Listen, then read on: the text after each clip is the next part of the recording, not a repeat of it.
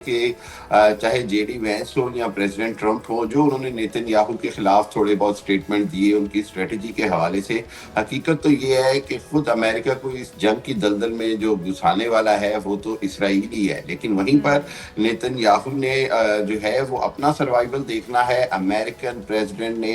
Republican party نے، mid term election ان کے آئے ہوئے ہیں، ان کے معاملات اور ہیں، انہوں نے اپنا دیکھنا ہے پولیٹیکل کیپٹل۔ لیکن ایک چیز ہمیں بڑی کلیئرٹی سے سمجھنی ہوگی کہ یہ کبھی نہیں ہو سکتا کہ امریکہ جو ہے وہ اسرائیل کے خلاف جائے۔ امریکہ نے 40 سے زائد قراردادیں جو ہیں یونائٹڈ نیشن میں ویٹو ہیں اسرائیل کے حق میں۔ امریکن پالیسی کے اندر پرسنالٹی کے طور پر نیتن سے اختلاف ہو سکتا ہے، اکتوبر میں ان کے الیکشن ہے، چانسز ہے کہ وہ الیکشن بھی نہیں جیتیں گے اور وہ جیل چلے جائیں گے نیتن یاہو۔ امریکن پالیسی جو ہے وہ اسرائیل کے حوالے سے اسرائیل کی سپورٹ میں کبھی کمی نہیں آئے گی۔ ایک چیز میں آپ کو بتاتا چلوں، وہ بڑی کلیئرٹی سے ہے کہ پریزیڈنٹ ٹرمپ کو بہت آسان لگا تھا اس جنگ کے اندر ایران کو 3 دن کے اندر زیر کرنا۔ انہوں نے سوچا جیسے وینزویلا پہ انہوں نے 1 دن میں قبضہ کر لیا سارا کچھ، ایران میں رجیم بھی چینج کر دیں گے، ایران کے اندر احمد رضا پہلوی کو لا کے بٹھا دیں گے، پوری دنیا کے اندر ایک بہت بڑا ان کا جناب ڈنکا بجنے لگ جائے گا کہ پریزیڈنٹ ٹرمپ جو ہیں وہ کوئی بہت بڑے فاتح ہیں، کانکرر ہیں، جدھر جاتے ہیں پچھاڑ کے رکھ دیتے ہیں۔ ایسا کچھ بھی نہیں ہوا ایران کی ریزیلینس کی وجہ سے، اور یہ وہ چیز ہے جو بہت بڑی مس کیلکولیشن کی ہے امریکہ نے، پریزیڈنٹ ٹرمپ نے، اور موسٹ ان پاپولر وار شروع کی ہے۔ جیسے ڈاکٹر سندس نے بالکل ٹھیک کہا کہ خود امریکہ کے اندر بہت زیادہ کنسرن ہے امریکن پبلک کے اندر کہ مہنگائی اتنی ہو گئی ہے، امریکہ کے اندر اسٹاک ایکسچینجز کا حال برا ہو رہا ہے، جنرل پبلک سفر کر رہی ہے، اور جو بٹ کوائن انڈسٹری ہے یا ٹریڈ ہے یا لائف سٹاک ہے، سپلائی چین ہے، ہر چیز ڈسٹرب ہو رہی ہے۔ اور امریکن پبلک جو ہے وہ یہ دیکھتی ہے کہ پریزیڈنٹ ٹرمپ نے اس جنگ کی توثیق یا اس جنگ کی منظوری نہ تو امریکن کانگریس سے لی، نہ سینٹ سے لی، نہ یونائٹڈ نیشن سے لی، نہ نیٹو ان کے ساتھ، نہ یورپ ان کے ساتھ، نہ جاپان یا کوئی بھی اتحادی ان کے ساتھ۔ اس سب کے بعد اکیلے چلے گئے، اور آج دنیا میں نہ تو اسرائیل کو کوئی حمایت کرنے کو تیار ہے، نہ ہی امریکہ کی اس جنگ میں، اور امریکہ کا جو سپر پاور کا جو ایک سٹیٹس تھا وہ ختم ہو گیا ایران کی بھرپور مزاحمت ریزیلینس کی وجہ سے۔ پھر اسی طرح سے چلتا رہے گا، پھر اسی طرح سے چلتا رہے گا جب تک مڈ ٹرم الیکشن گزر نہیں جاتے، جب تک جو ایک تلوار لٹک رہی ہے ڈونلڈ ٹرمپ کے اوپر، تب تک میرے خیال میں ایسے ہی جنگ کو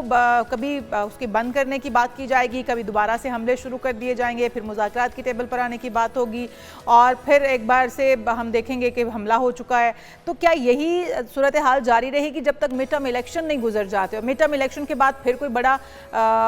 مسہیپ ہو سکتا ہے یا کوئی بڑی ٹریجڈی ہو سکتی ہے ڈونلڈ ٹرمپ کی جانب سے، امریکہ کی جانب سے یا اسرائیل کی جانب سے، کیونکہ جہاں تک بات آپ بھی جو کر رہے ہیں کہ جو ایم او یو سائن ہوئے ہیں ان کے دونوں کے درمیان، جو امریکہ اور اسرائیل کے درمیان، یا جو ان کا ایک دفاعی معاہدہ ہے آپس میں کہ اسرائیل کو ہمیشہ بچاتے رہیں گے یا اسرائیل کو ہمیشہ سپورٹ کرتے رہیں گے، وہ اپنی جگہ موجود ہے، ایک محبت، ایک لگاؤ بھی ان کا اپنی طرف سے جوش لابی کے ساتھ موجود ہے۔ تو پھر کیا اسی طرح سے چلتا رہے گا معاملہ، اور جب مڈ ٹرم الیکشن گزر جائیں گے تو کوئی بڑی چیز، کوئی بڑا دھماکہ بھی ہمیں دیکھنے کو مل سکتا ہے؟ بالکل،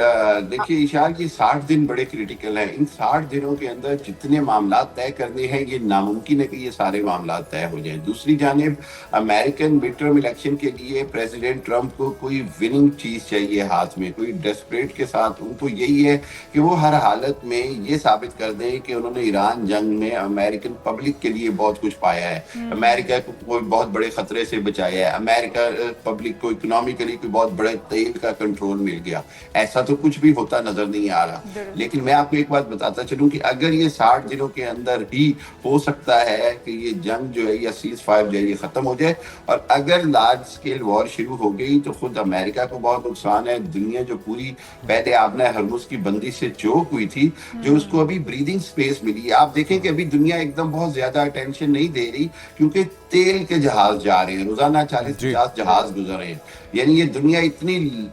ٹیمپرامنٹل ہے اور شارٹ ٹرم ہے کہ بس تیل گزرنا شروع ہو گیا ہے تو دنیا نے اس انداز میں اس پہ جو دباؤ ڈالنا کم کر دیا، اور یہی وہ وجہ ہے کہ جس وجہ سے مجھے لگتا ہے کہ اگر معاملات بڑھے تو ایران مجبور ہوگا کہ آبنہ ہرمز کو بند کر دے، اور جیسے ہی آبنہ ہرمز بند ہوئی صورتحال بیک ٹو دا اسکوائر ہوگی۔ آپ ایگری کریں گی ڈاکٹر سندس؟ ایک تو یہ کہ پوری دنیا اس سے متاثر ڈیفینیٹلی ہو رہی ہے، لیکن جس کے جتنے بڑے سٹیکس داؤ پر لگے ہیں وہ اسے اتنے زیادہ اسے ایک بھاری قیمت بھی چکانا پڑ رہی ہے۔ تو امریکہ متحمل ہوگا, ڈونلڈ ٹرمپ متحمل ہوں گے کہ وہ مزید لاس کر سکیں یا قیمت چکا سکیں سیاسی طور پہ بھی اور فائنینشلی بھی؟ جی جنید, دیکھیں آپ نے ابھی خود فالو کیا just a few days ago جو وہاں پہ یو ایس کی سینٹ میں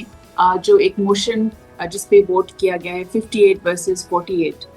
تو 50 سے پاس ہو گیا تھا, اور یہ it was trying to be pass for 10 times. یہ 10 دفعہ اس پہ یہ موشن لایا گیا تھا سینٹ میں, لیکن یہ پہلی دفعہ یہ جو وار پاورز ایکٹ کا ہوا ہے یہ بہت ایک سگنیفیکنٹ ایکٹ یہ ہوا ہے, کیونکہ بیسکلی اس سے وائٹ ہاؤس پہ پریشر ڈالا ہے, اور یہ جو ڈیموکریٹس ہیں انہوں نے اس کو لیڈ کیا ہے. لیکن اس میں جو اہم بات ہے وہ یہ ہے کہ ریپبلکنز نے بھی اب ایکچولی 4 ریپبلکنز اپنے ڈونلڈ ٹرمپ کے اگینسٹ جا کے انہوں نے اس موشن میں ووٹ کیا ہے. تو وہ یہ کہہ رہے ہیں کہ آپ ملٹری ایکشن کو بند کریں ایران میں. تو اس سے یہ اس کی لیگل بائنڈنگ ویلیو نہیں ہے, لیکن اس کی بہت زیادہ سگنیفیکینس ہے, کیونکہ ڈونلڈ ٹرمپ کو اب نظر آ رہا ہے کہ ان کے اپنے پارٹی کے لوگ ان کے خلاف جا رہے ہیں, and November is very close. تو یہ فائنینشلی اسٹریٹجکلی ہر لحاظ سے یہ it's the most unpopular war. میں آپ کو یہ بتا دوں, امریکہ میں جن آپ کسی سے بھی بات کر لیں, ڈیموکریٹس ریپبلکنز, دے وانٹ کہ یہ ہماری وار نہیں ہے, یہ اسرائیل کی ہے, اور اس میں ہم